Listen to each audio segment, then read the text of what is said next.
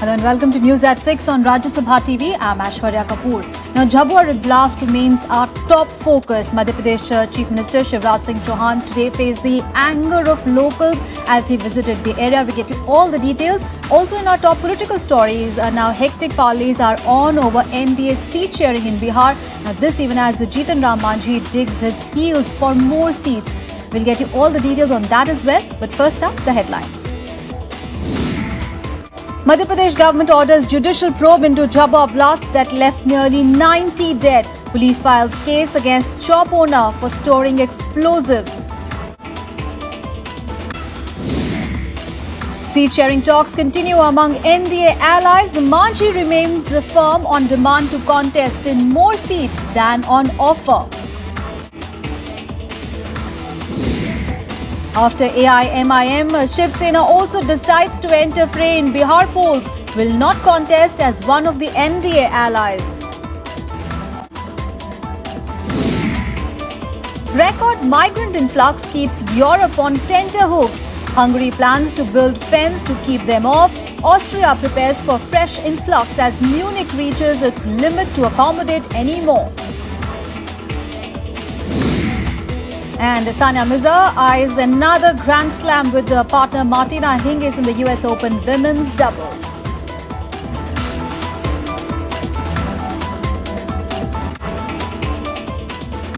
Our top story, Madhya Pradesh Chief Minister Shivraj Singh Chauhan has today ordered a judicial investigation into the Jhabua explosion that left nearly 90 people dead on Saturday. Now, police have ruled out a cylinder blast as the reason behind the explosion. The cops have now filed a case against the owner of a shop for storing explosives. Here are the details. When Madhya Pradesh Chief Minister Shivraj Singh Chauhan visited the explosion site on Sunday, he faced the ire of Petla Ward residents. They demanded immediate arrest of the owner of the shop where explosives were stored. A powerful blast triggered by stored explosives killed nearly 90 people on Saturday. It completely destroyed the shop and a building that housed a busy eatery. Several adjacent buildings also suffered damages. Chauhan has ordered a judicial investigation into the tragedy.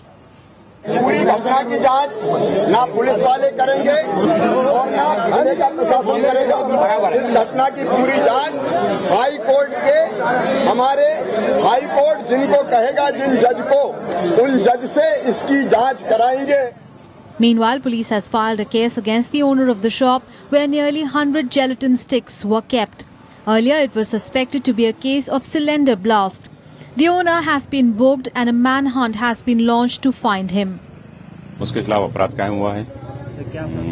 अपराध 3/4 विस्फोटक अधिनियम और धारा 304 IPC के अंतर्गत कायम हुआ है और उसके जितने भी मकान हैं और जो भी गोडाउन हैं वो सब हमने सील किए हैं जिनकी आज सर्चिंग की जाएगी। The Chief Minister also visited those who were injured in the explosion. On Saturday, Chauhan had announced a compensation of 2 lakh rupees for the families of those killed and 50,000 rupees for those injured. Bureau Report, Rajya Sabha TV. And the deadlock continues over seat shares among NDA allies for the Bihar Assembly polls. Now, former Bihar Chief Minister Jitan Ram Manjhi remains firm on demand for more seats. BJP President Amit Shah held talks with party leaders as well as allies today, but there has been no consensus yet.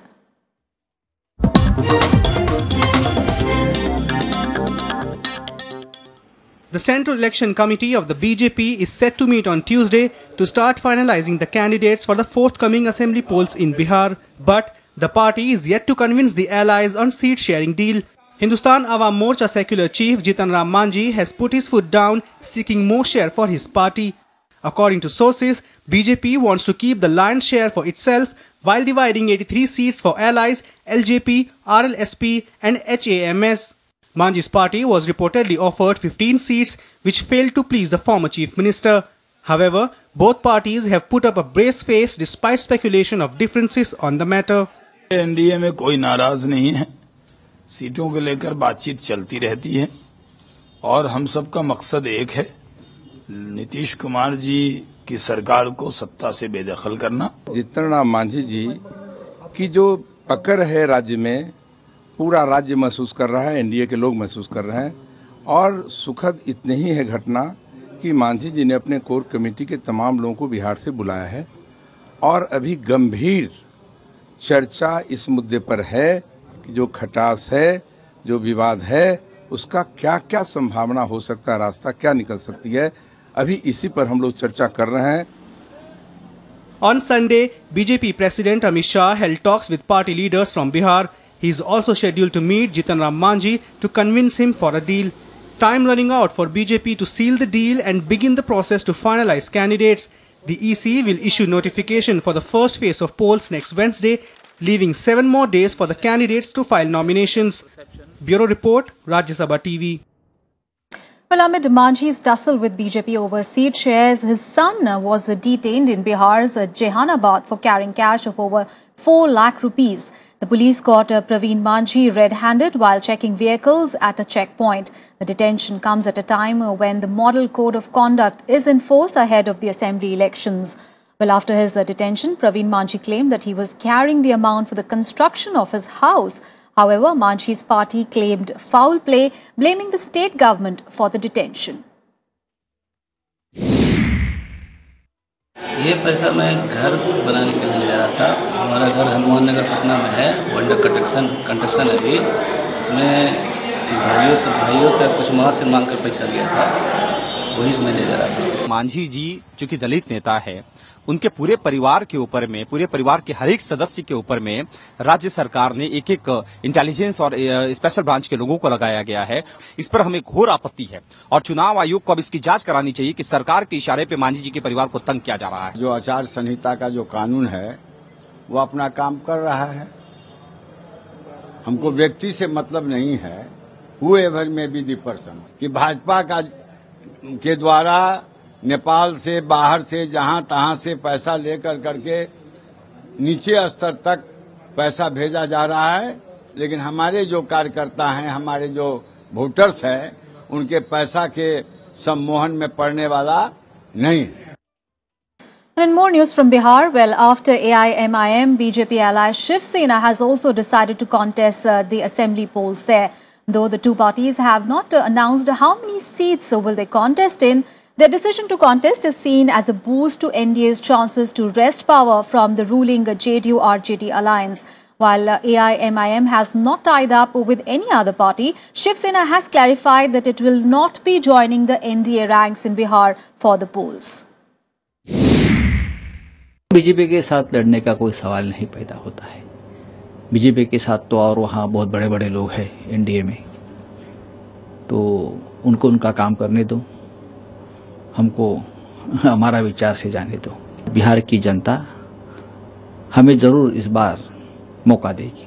हमारा जो alliance किसी अगर राज्य में है तो उसके बाहर वो पार्टियां लड़ती है, लेकिन बातचीत होती है, वो तो इसलिए उसका कोई चुनौती का मुद्दा नहीं है। Owaisi contesting 50 seats of Simanchal in Bihar will ultimately split, if not in a big way, even in a small way, it will split the secular votes.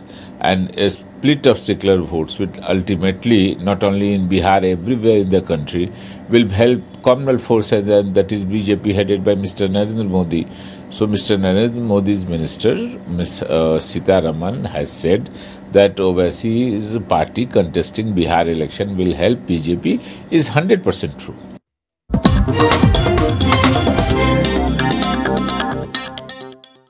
And news from Gujarat now. Well, Hardik Patel has postponed his reverse Dandi march over quota issue in the state for the second time on Sunday. Now, Patel, who was leading the agitation for reservations for Patel community, will decide the next state to hold the rally after talks with the state government. A senior cabinet minister of Gujarat has invited Patidar Anamat Andolan Samiti for talks on Monday. However, Patel has warned that he will hold a rally if the meeting remains unconclusive.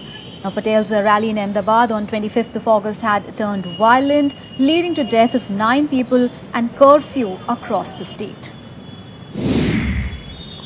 अगर वो लोग 3:30 बजे इसका निराकरण नहीं ला सकते तो शाम को 7:30 बजे तक मंगलवार को सुबह दांडी यात्रा डांडी जो मार्ग है वहीं से निकलेगी और वो लीगली परमिशन उनकी हमें देगी, ऐसा मुख्यमंत्री की अनुमति से सौरभ भाई ने हमें बोला है। Now let's take a look at other national news in Nationwide. The Maharashtra Anti-Corruption Bureau has issued summons to former State Water Resources Minister Ajit Pawar and Sunil Tatkare in the irrigation scam case. ACB decided to cancel its plans to send questionnaire after Pawar's non-cooperative attitude. Both Tatkare and Pawar have been accused of adopting irregularities during their respective tenures while awarding contract for irrigation work. The All India Students Federation won the Jawaharlal Nehru University Students' Union election, securing 2 key posts. The BJP-affiliated Akhil Bharatiya Vidyarthi Parishad or AVBP and the All India Students Association secured 1 post each. The AISF candidate Kanhaiya was elected as the president, while his party's Shehala Rashid Shora became the vice president. The polling was held on 11th of September and was contested by 22 candidates. Sri Lanka is all set to release 16 Indian fishermen in a goodwill gesture to mark Prime Minister Ranil Wickremesinghe's visit to India. Wickremesinghe is expected to hold talks with Prime Minister Narendra Modi, External Affairs Minister Sushma Swaraj and President Pranab Mukherjee on his 3-day visit to India. The talks are expected to touch upon the sensitive fishermen issue as well. And in News at 6, we'll take a very short break. Up next, Saudi king assures transparent investigation into the crane collapse at Mecca's Grand Mosque that left over 100 people dead. We'll get you all the details on that and much more. Stay with us.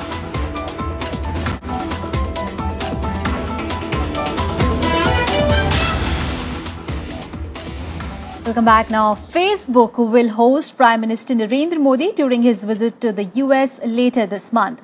Modi will visit the Facebook headquarters on 27th of September for a town hall question and answer session. Now, Facebook CEO Mark Zuckerberg announced Modi's visit to one of his posts. Modi also thanked Zuckerberg for the invite on Twitter. During the visit, both will discuss how communities can work together to address social and economic challenges. Zuckerberg also asked Facebook users to send in their questions for the session.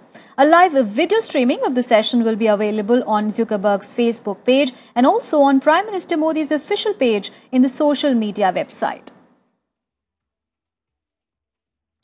And on to the top international story. Well, Austria is expecting another wave of migrants and refugees crossing over from Hungary on Sunday after a brief lull. Now, huge influx of migrants have forced Hungary to shut its borders. German city of Munich also warned that it has reached the limit to accommodate them after nearly 12,000 migrants arrived in the city. Austria is prepared for a fresh wave of migrant influx. They are expecting nearly 6,000 new arrivals from Hungary by Sunday. This comes a week after Austria struggled hard to cope with the thousands entering its territory, all of them on their way to Germany. Since then, the train link to Hungary has been closed. Meanwhile, migrant influx continue unabated in Germany. Nearly 12,000 arrived on Saturday in Munich. Now they are putting restrictions on the number of migrant intakes. Also wenn wir den heutigen Tag von Mitternacht wegzählen, dann haben wir ca. 2000 Menschen bis jetzt gehabt, die die Grenze überschritten haben.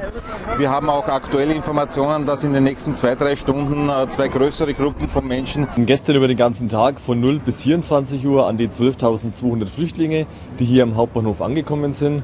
Aufgrund dieser Zahl ist ganz klar, dass wir an die äußersten Grenzen unserer Kapazitäten gestoßen sind. Es war wirklich schwierig, alles irgendwo weiterzubringen, unterzubringen. A record number of 4,000 migrants have reached Hungary. Most of them walked across the border with Serbia. Hungarian Prime Minister Viktor Orban said that they are close to finishing a 4-meter-high fence along the border to stop the growing migrant influx. Wir gehen davon aus, dass wir jetzt auch heute und die nächsten beiden Tage sicher mit ähnlichen Flüchtlingszahlen zu rechnen haben. Die Menschen, die sich noch in Ungarn befinden, werden sicher den Weg hierher suchen. Vielleicht auch, solange die Grenze zu Serbien noch nicht hermetisch abgeriegelt ist, auch noch den Weg über Serbien nach Ungarn finden. Meanwhile, thousands took to the streets across Europe in solidarity with migrants and refugees fleeing war-torn Middle Eastern countries like Syria. Bureau Report, Rajya Sabha TV. And in more news from Europe, Germany hosted Ukraine and Russian foreign ministers in Berlin to solidify the Minsk ceasefire agreement to end violence on Ukraine-Russia border areas. It said that the warring sides seem closer to reaching a lasting deal than ever before. With both the sides broadly respecting the renewed ceasefire in Ukraine, EU leaders say that it has opened a new window for political progress. The fighting has halted. The streets are calm. The situation on ground in Ukraine has noted a significant improvement since the conflict began. It has mostly subsided since the 1st of September, when the Ukrainian parliament gave more autonomy to rebel-held areas in accordance with the Minsk agreement. Germany hosted foreign ministers from Ukraine, Russia and France in Berlin. All parties reaffirmed that the ceasefire needs to be consolidated. Germany said the leaders were close to striking a deal that would see the withdrawal of heavy weapons from the front line. Es zeigt sich, dass Beharrlichkeit in diesem Prozess bei der Umsetzung der Minsker Vereinbarung notwendig ist. Wir sind bei weitem nicht so weit, wie ich mir das wünsche. Aber wir haben heute, Gott sei Dank, eine andere Debatte gehabt als bei den beiden letzten Zusammentreffen. Russian President Vladimir Putin and his Ukrainian counterpart Petro Poroshenko will be meeting in October. They will hold talks along with the French and German leaders in Paris to find a lasting resolution to the crisis. Альтернативы никакой другой успокоению и примирению на этой территории, на мой взгляд, нет.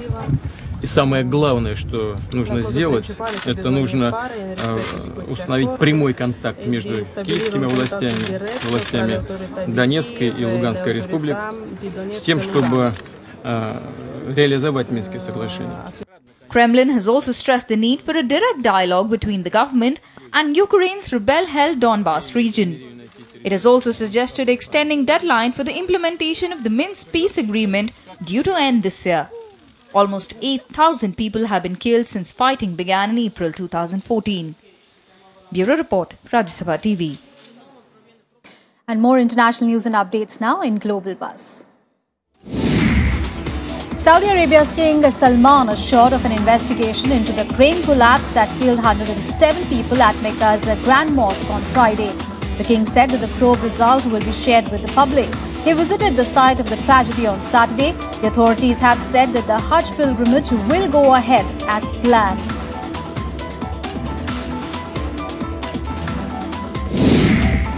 Yemen's exiled government has pulled out of the UN-mediated peace talks with Houthis, dealing a big blow to efforts aimed at ending over 5 months of civil war. President Hadi said that the talks would not take place until the Houthis accept a UN resolution that obliged them to withdraw from areas that they seized and surrender weapons taken from state forces. The peace negotiations were scheduled for later this week.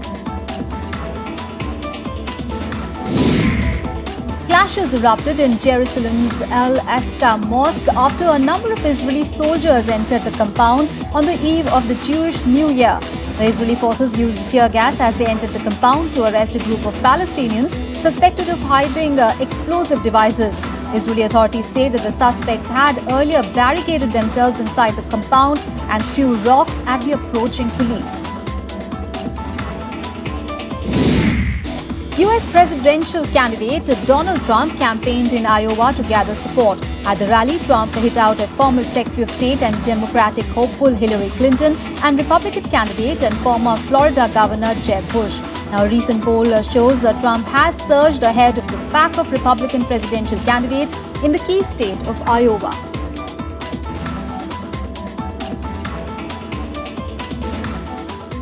Well, another short break. Up next, we'll get you all the sports news. Well, Indian wrestler Narsingh Yadav was qualified for Rio Olympics after winning bronze at World Wrestling Championship. That and much more. Stay with us.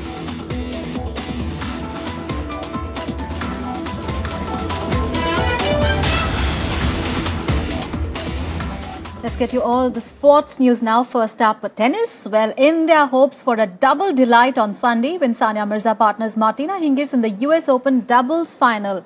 Now, they are aiming for their second Grand Slam this year. In the men's singles final, Roger Federer will face top seed Novak Djokovic.